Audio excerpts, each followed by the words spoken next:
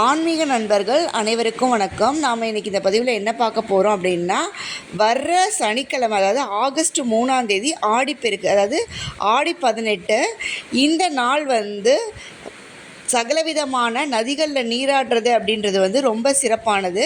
இந்த காரியங்களில் நம்ம செய்யக்கூடிய எல்லாமே பன்மடங்காக பெருகும் அப்படின்றது ஐதீகம்.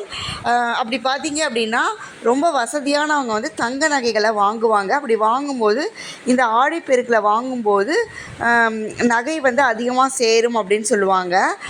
அதே மாதிரி ஆடிப்பெருக்கு அன்றைக்கி தங்க நகைகள் உங்களால் வாங்க முடியல அப்படின்னா, வீட்டுக்கு தேவையான மங்களகரமான பொருட்கள், அதாவது மஞ்சள், குங்குமம் அப்படின்ற பொருட்களை வாங்கிறது ரொம்ப சிறப்பு. அதே மாதிரி மளிகை பொருட்களை நீங்கள் ஆடிப்பெருக்கு நன்னாளில் வாங்கிறது அப்படின்றது ரொம்ப சிறப்பு. இந்த நாள் ரொம்ப விசேஷம். இந்த நாளில் தாலிச்சரடம் மாற்றுறது அப்படின்றது ரொம்ப விசேஷம். ஆடிப்பெருக்கு அன்றைக்கி 10 to 11 அப்படின்றது நல்ல நேரம். தாலிச்சரடு மாற்றுறதுக்கு உகந்த நேரம் அப்படின்னு சொல்லப்படுது.